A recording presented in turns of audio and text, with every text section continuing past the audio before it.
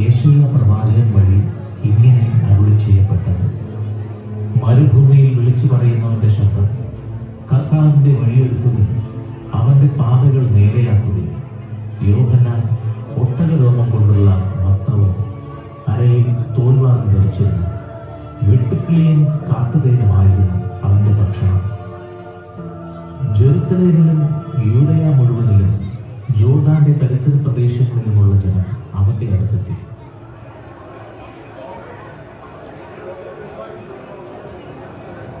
മാനസാന്തരപ്പെടുകയും, സ്വർഗരാജ്യം സമീപിച്ചിരിക്കുന്നു.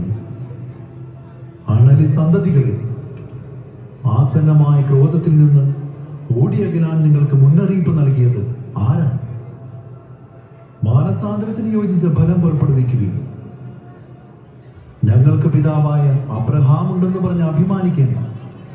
ഈ കല്ലുകളിൽ നിന്ന് അബ്രഹാത്തിന് സന്താനങ്ങളെ പുറപ്പെടുവിക്കുവാൻ ദൈവത്തിന് കഴിയുമെന്ന് ഞാൻ നിങ്ങളോട് പറയുന്നു. വൃക്ഷങ്ങളുടെ വേരിന് കോടാലി വെച്ച് കഴിഞ്ഞു. നല്ല ഫലം കായ്ക്കാത്ത വൃക്ഷങ്ങളെല്ലാം വെട്ടി തീയിലെറിയും. മാനസാന്തരത്തിനായി ഞാൻ ജലം കൊണ്ട് നിങ്ങളെ സ്നാനപ്പെടുത്തി. എന്റെ പിന്നാലെ വരുന്നവൻ എന്നേക്കാൾ ശക്തൻ. അവന്റെ ചെരുപ്പ് വഹിക്കുവാൻ പോലും ഞാൻ യോഗ്യനല്ല. അവൻ പരിശുദ്ധാത്മാവിനാലും അഗ്നിയാലും നിങ്ങളെ സ്നാനപ്പെടുത്തും. ജനങ്ങൾ പാപങ്ങൾ ഏറ്റുപറഞ്ഞ് ജോർദാൻ നദിയിൽ വെച്ച് യോഹന്നാനിൽ നിന്ന് സ്നാനം സ്വീകരിച്ചു.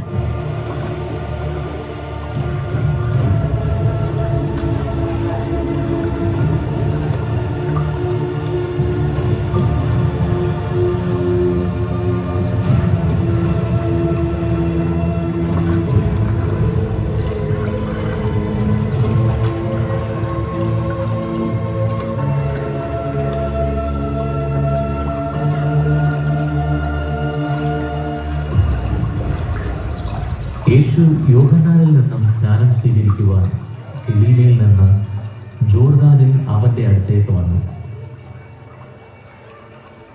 ഞാൻ നിന്നിൽ നിന്ന് സ്നാനം സ്വീകരിക്കേണ്ടിയിരിക്കെ നീ എന്റെ അടുത്തേക്ക് വരുന്നുവോ? ഇപ്പോൾ ഇത് സമ്മതിക്കുക, അങ്ങനെ സർവ്വനീതിയും പൂർത്തിയാക്കുക നമുക്ക് ഉചിതമാണ്.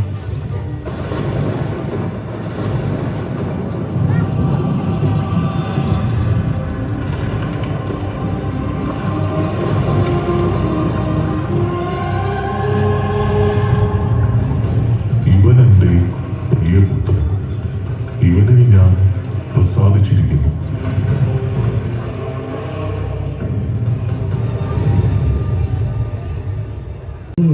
വിവാഹം ചെയ്തു. സ്നാപക യോഹന്നാൻ അതിനെ ശക്തമായി എതിർത്തു. രാജാവ് നീനാൾ വാഴട്ടെ. അങ്ങ് സുഖമായിരിക്കുന്നു എന്ന് ഞാൻ വിശ്വസിക്കുന്നു. പ്രിയേ, ഞാൻ സുഖമായിരിക്കുന്നു. എന്താണ് നിന്റെ മുഖത്തൊരു വിഷാദം? നിന്നെ സന്തോഷിപ്പിക്കാൻ എനിക്ക് എന്ത് ചെയ്യാൻ കഴിയും? ആ വ്യക്തി സ്നാപക യോഹന്നാൻ കാരണം എന്റെ സമാധാനം നഷ്ടപ്പെട്ടു. കൊട്ടാര നർത്തകിമാരെവിടെ? അവരെ വിളിക്കൂ. എന്റെ പ്രിയയെ സന്തോഷവതിയാക്കൂ.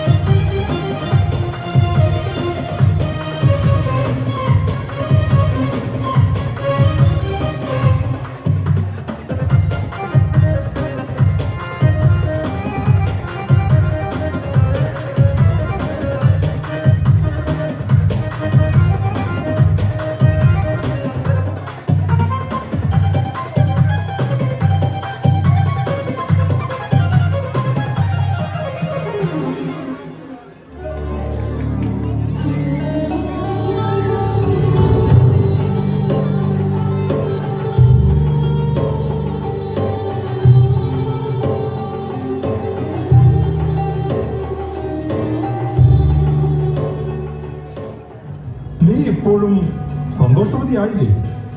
ഇല്ല പ്രഭു. ആരെവിടെ? സ്നാപക യോഹന്നാനെ ബന്ധിച്ച് ഇവിടെ കൊണ്ടുവരും.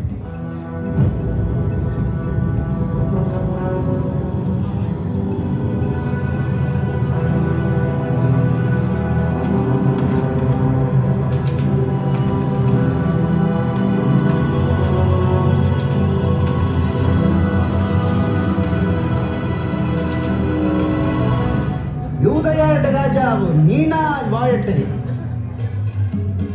ദാ അവൻ പ്രഭു, അവനെ വധിക്കണം. മാനസാന്തരപ്പെടുവീൻ, സ്വർഗരാജ്യം സമീപിച്ചിരിക്കുന്നു. സഹോദരന്റെ ഭാര്യയെ നീ സ്വന്തമാക്കുന്നത് നിഷിദ്ധമാണ്. ആരവിടെ? ഇവനെ കാരാഗ്രഹത്തിൽ അടയ്ക്കൂ. അതാണ് അവന്റെ സ്ഥലം.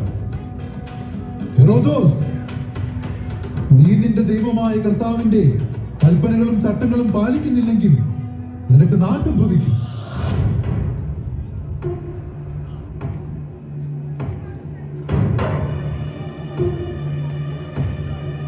പ്രഭു, അവൻ വധിക്കപ്പെടണം. അവൻ അങ്ങേക്കെതിരായി സംസാരിച്ചിരിക്കുന്നു. യോഹന്നാൻ ഒരു പ്രവാചകനും നീതിമാനുമാകിയാൽ അവനെ വധിച്ചാൽ ജനങ്ങൾ എനിക്കെതിരായി നിലകൊള്ളും. എന്തിനാണ് അങ്ങ് ഭയപ്പെടുന്നത്? അങ്ങേക്ക് അതിനുള്ള അധികാരവും ശക്തിയും ഉണ്ടല്ലോ. എങ്കിൽ അവൻ കാരാഗ്രഹത്തിൽ കിടക്കട്ടെ. അതിനെപ്പറ്റി നമുക്ക് പിന്നെ തീരുമാനമെടുക്കാം.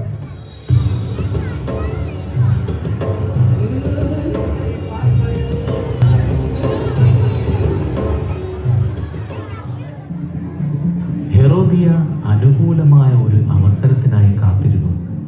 ഹെറോദോസ് തന്റെ ജന്മദിനത്തിൽ രാജ്യസേവകന്മാർക്കും സഹസ്രാധിപന്മാർക്കും ഗലീലിയയിലെ പ്രമാണികൾക്കും വിരുന്നു നൽകിയപ്പോൾ ഹെറോദിയയ്ക്ക് അനുകൂലമായ ഒരു അവസരം വന്നു ചേർന്നു.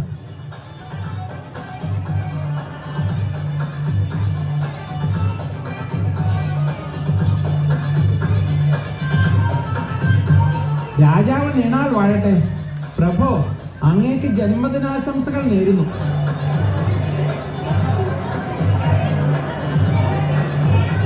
രാജാവ് നീണാൾ വാഴട്ടെ. പ്രഭു, അങ്ങേക്ക് ജന്മദിനാശംസകൾ നേരുന്നു.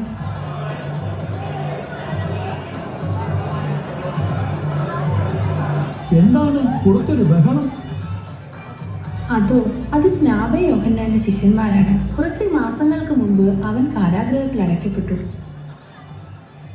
അവനെയാണോ യഹൂദർ പ്രവാചകനായി കാണുന്നത്? യേശുവിന് വഴിയൊരുക്കാൻ വന്ന പ്രവാചകനാണോ അവൻ?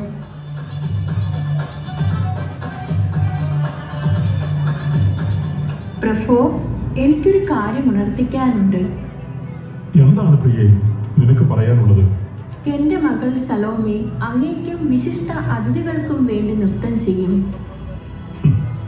അത് തികച്ചും ആശ്ചര്യകരമാണ്.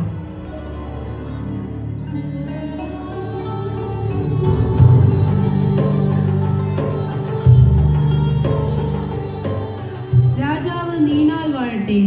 നൃത്തം ചെയ്യാൻ എന്നെ അനുവദിച്ചാലും. തീർച്ചയായും